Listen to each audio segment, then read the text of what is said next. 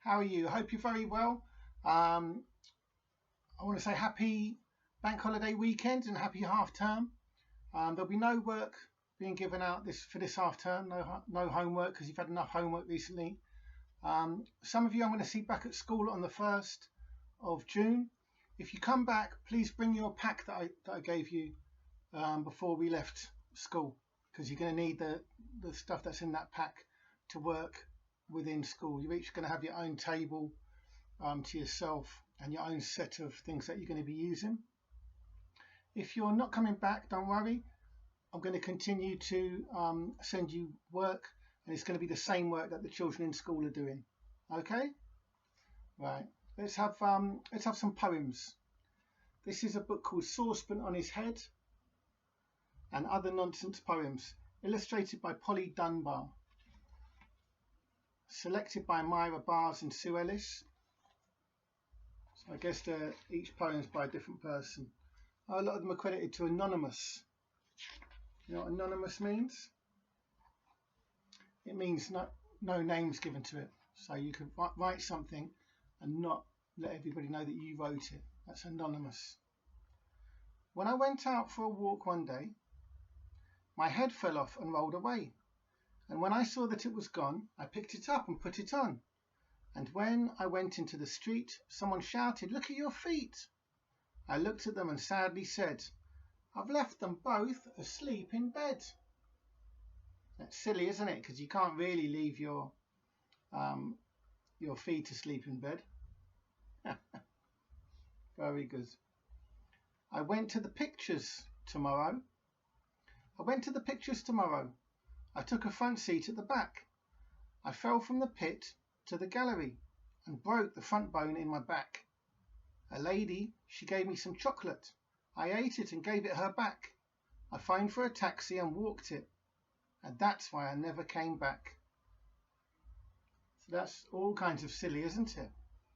You can't say I went to the pictures tomorrow. You say I went to the pictures yesterday. The pictures is an old-fashioned word for going to the cinema. They used to call them the pictures. This poem's called I Want to Be Monday. It's by Charles Cowsley or Causley. I want to be Monday, said Friday. It's such a dull spot that I've got. I'd much rather have it than my day that comes almost last of the lot. What nonsense, said Tuesday to Thursday. I don't think she knows what she's at. There's no telling which is the worst day or which is the best, come to that. And Wednesday whispered to Sunday, I hope Monday doesn't say yes. I've a feeling by changing the one day we'll get in a terrible mess.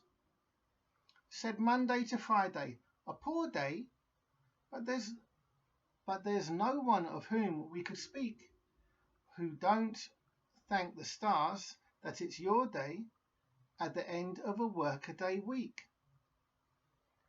Of all the 7 days, declared Friday, I never thought I was the star. If it's really that happy and high a day, I think I'll leave things as they are. Yes, I think I'll leave things as they are. This poem's called Nathaniel. It's quite short. Nathaniel woke up yawning. I'm half asleep, he said. So his left half went down to breakfast and his right half stayed in bed. And there's half a Nathaniel. Giant's wife. The terrible giant had a wife who was almost 12 feet tall. She slept with her head in the kitchen and her feet way out in the hall. It's like two of me. I had a sausage, a bonny sausage. I put it in the oven for my tea. I went down the cellar to get the salt and pepper, and the sausage ran after me. There's the sausage running after.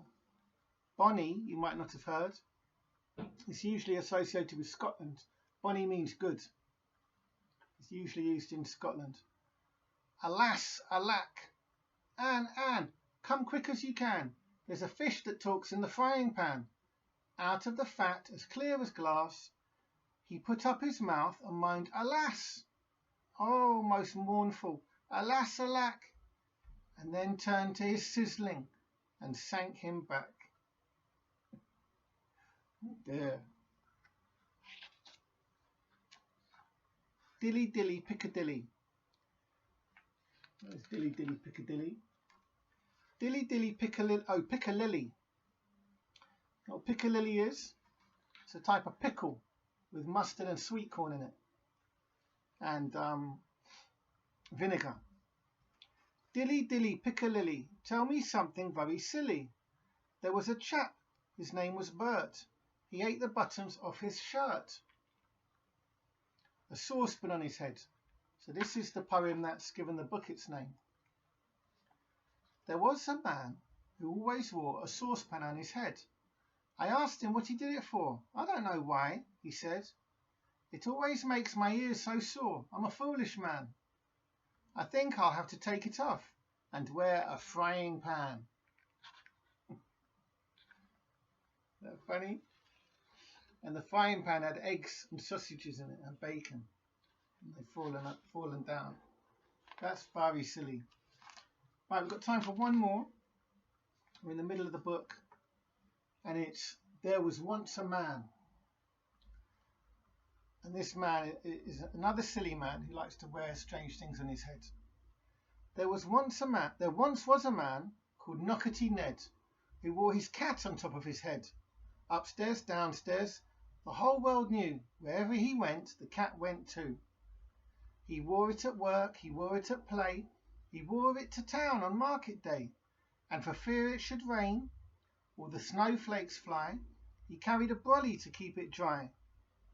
He never did fret nor fume, because he always knew just where it was. And when, said Ned, in my bed I lie, there's no better nightcap money can buy. There's no better bonnet to be found, said Knockety Ned. The world around, and furthermore, was there ever a hat that scared a mouse or scared a rat? Did ever you hear of a tale like that as Knockety Ned's and the tale of his cat? Another one by Charles Corsley. It's a giant cat, isn't it? Look at it in bed with him. You see that? Alright, good. So I'll do another video after the half term when we're back at school. Okay? Take care. Have a great half term week.